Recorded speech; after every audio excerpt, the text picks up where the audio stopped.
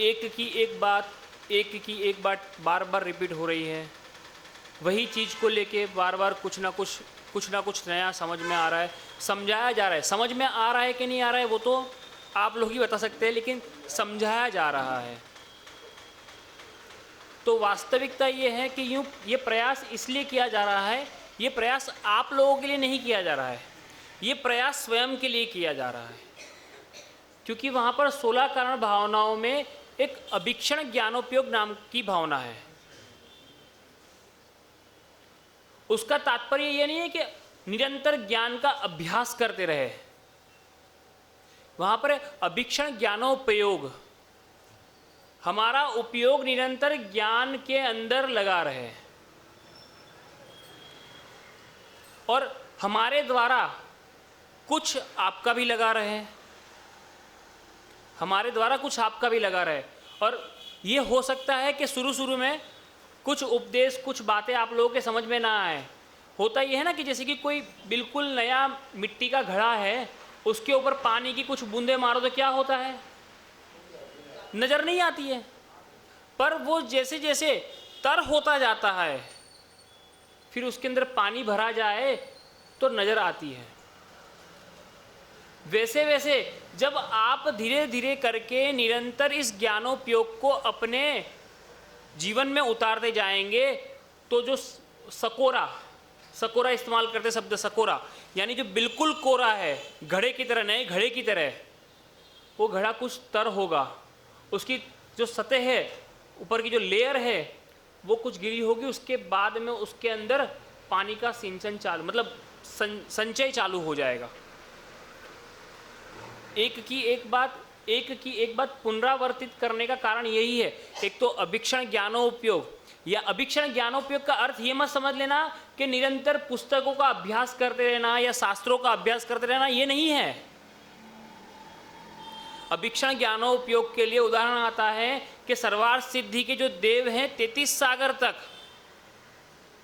चर्चा करते हैं द्वादशांग के बारे में, और फिर भी पूरे द्वादशांग की चर्चा 33 सागर के अंदर भी नहीं कर पाते। तो वहाँ पर अभीक्षण ज्ञानोपयोग लग सकता है कि वो अपना निरंतर समय का जो प्रयोग है, उपयोग है, वो अभीक्षण ज्ञानोपयोग के लिए कर रहे। वहाँ पर वो लोग श्रुत तो पढ़ते नहीं हैं, जिनवाणी तो है नहीं वहाँ पर, उनके जो ज्ञान में जो लगा हुआ है उस श्रुत का चिंतन करते रहते हैं। और ये जो मिथ्या भ्रांति है वो इस अभीक्षण ज्ञानोपयोग के द्वारा ही निपटेगी, अभीक्षण ज्ञानोपयोग के द्वारा ही वो निकल सकता है। पर हमने अभीक्षण ज्ञानोपयोग को एक गलत तरीके से, गलत रूप में मोड़ दिया है।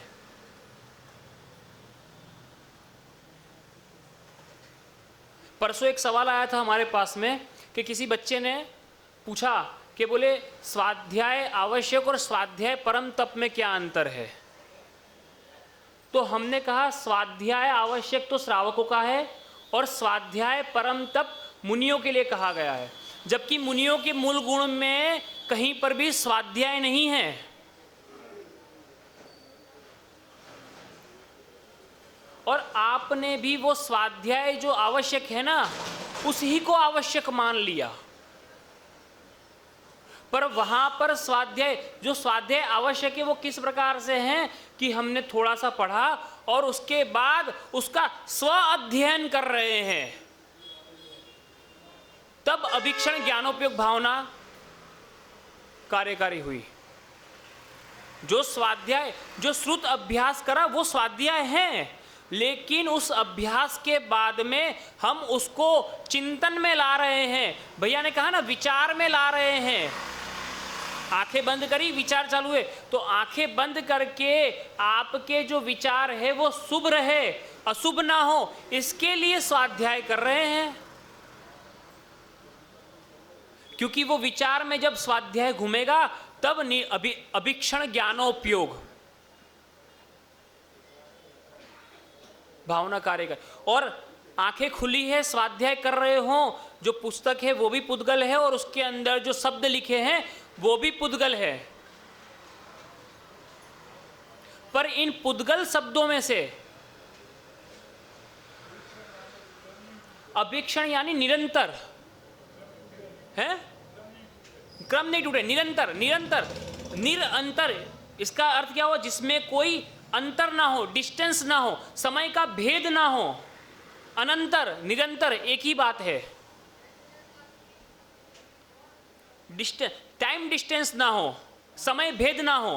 भाई व्यक्ति मरा और दूसरे शरीर में प्रवेश कर गया, जीव ये शरीर छोड़ा और दूसरे शरीर में प्रवेश कर गया एक समय के अंदर, या इधर से 8 कर्म का नाश हुआ और सिद्ध हो गए।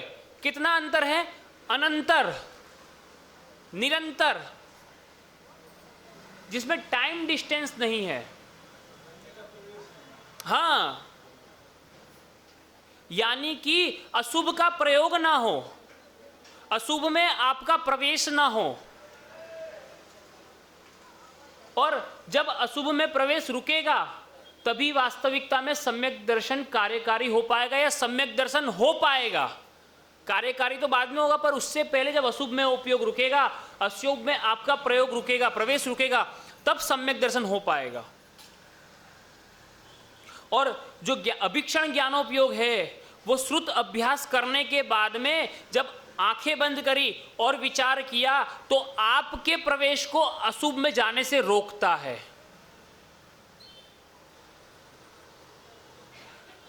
पर हमने जो जैसा है वैसा नहीं है मान लिया, और जो जिस प्रकार है उस प्रकार नहीं है ऐसा मान लिया। जिनेंद्र भगवान ने तो ऐसा है और अन्य नहीं है, इसी प्रकार है अन्य प्रकार नहीं है ऐसा कहा था, पर हमने विपरीत सिद्धांत करके ही उसको ही सम्यक दर्शन मान लिया।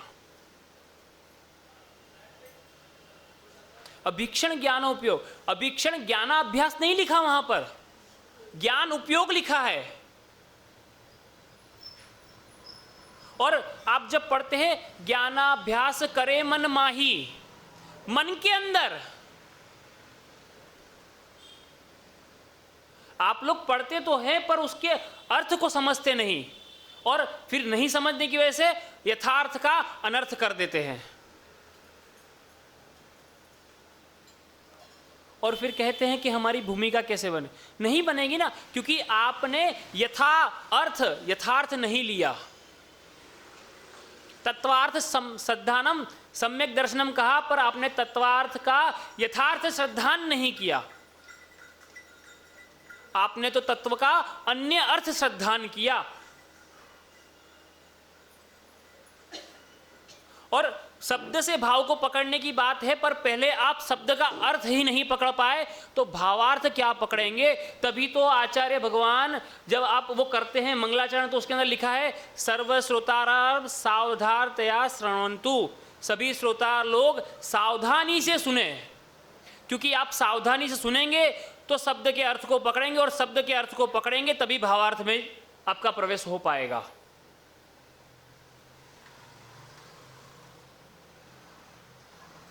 तभी आपका भावार्थ में प्रवेश हो पाएगा।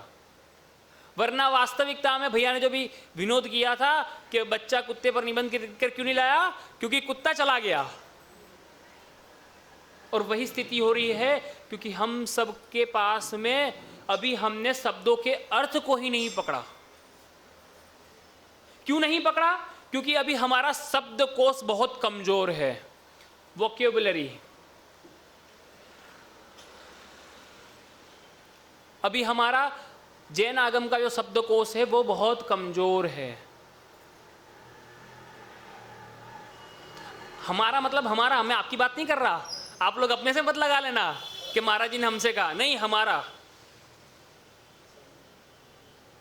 मेरा तो कमजोर है भैया, मैं तो स्वीकार करता हूं इस चीज को। क्योंकि 12वें गुण स्थान तक जितने भी है सब अज्ञानी है, 12वें गुण स्थान में भी यथाख्यात नहीं होता वहां तक, तो अभी तो 12वां गुण स्थान है नहीं, तो अभी तो मेरा शब्दकोश कमजोर है, या शब्दकोश नहीं है, शून्य है। क्योंकि ज्ञानी तो केवल ज्ञानी है, बस शून्य ही कहेंगे। क्योंकि शून्य भी तो शब्द है। भावार्थ को पकड़ो भैया, नबी का शब्दार्थ नहीं। ये अभीक्षण ज्ञानोपयोग जो भावना है वो केवल तीर्थंकर प्रकृति के बंध के लिए नहीं है, सम्यक दर्शन के लिए भी है। क्योंकि जब आपने कोई चीज पढ़ी, उसके ऊपर 50 प्रकार से, 100 प्रकार से, असंख्यात प्रकार से, अनंत प्रकार से उसके अपेक्षाकृत चिंतन किया और आपके दिमाग में आया कि ये असंख्यात प्रकार की, अनंत प्रकार की जो अपेक्षा है सब ही सही है,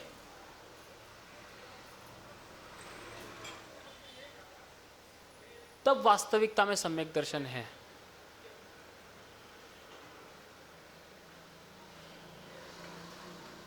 विचार आ रहा होगा कि महाराज जी ने आज तत्वार्थ श्रद्धानम पे से अचानक से अभीक्षण ज्ञानोपयोग पे क्यों मोड़ दिया। उसका कारण यही है क्योंकि हमने अभीक्षण ज्ञानोपयोग को अभी गलत तरीके से समझ लिया है।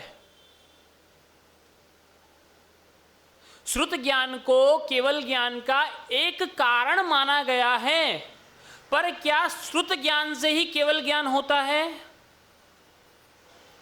तो फिर शिव कोटि महाराज का उदाहरण फिर आगमों में क्यों दिया है? अंजन चोर का उदाहरण आगमों में क्यों दिया है? बताया आप हमें। अंजन चोर जिसको देखकर गर्भवती महिलाओं के गर्भपात हो जाते थे,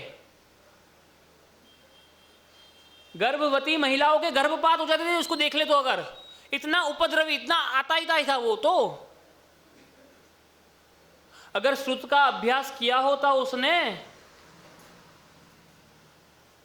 तो क्या वो इतना आता या इतना उपद्रवी होता?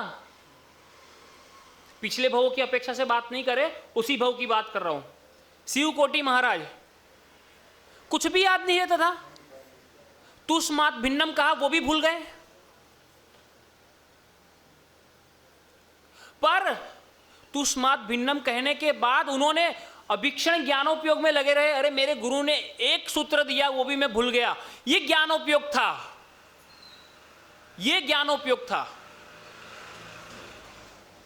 मेरे गुरु ने मुझे एक सूत्र दिया और वो भी मैं भूल गया। क्या था क्या था क्या था? महिला ने कहा तुष्मात भिन्नम। अरे यही तो था, दाल अलग छिलका अलग। ज्ञानोपयोग में लेके आए और अभीक्षण उसके ऊपर चिंतन चलता रहा और वास्तविकता में अंतर्मुहूर्त चला और अंतर्मुहूर्त के अंदर केवल ज्ञान हो गया। और हमारा अभीक्षण ज्ञानोपयोग हम कहते तो है, पर वास्तविकता में अंतर्मुहूर्त तो क्या चलता ही नहीं। वो ज्ञानोपयोग था अभीक्षण ज्ञानोपयोग जो केवल ज्ञान करवा दिया अंतर्मुहूर्त में। विचार करें ना। और हम तत्वार्थ श्रद्धानम सम्यक दर्शन पढ़ रहे हैं, क्या हमने तत्व का यथार्थ श्रद्धान किया?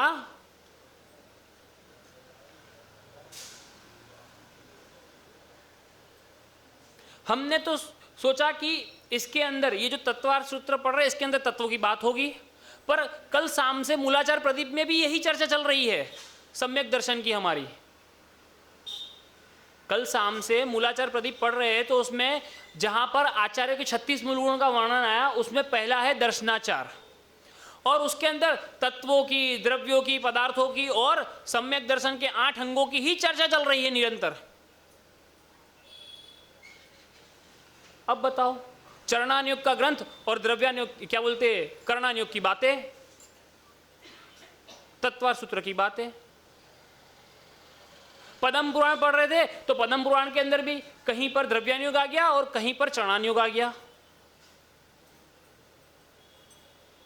इसीलिए कहा एक बात को पढ़ने के बाद अनंत अपेक्षा से लगाओ, क्योंकि एक बात के अंदर जो एक लाइन लिखी है उसके अंदर भी चारों अनुयोग समाहित हो सकते हैं।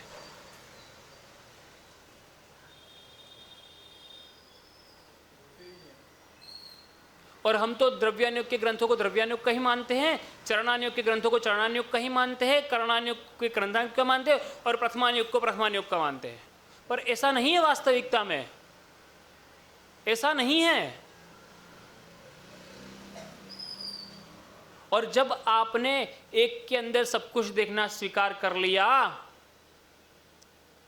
तब ही वास्तविकता में अभिक्षण ज्ञानोपयोग होगी, और तभी तत्वार्थ श्रद्धानम सम्यक दर्शनम हैंस प्रूव्ड। ठीक है ना? अपनी वाणी को यहीं विराम देता हूं और पूज्य गुरुदेव से निवेदन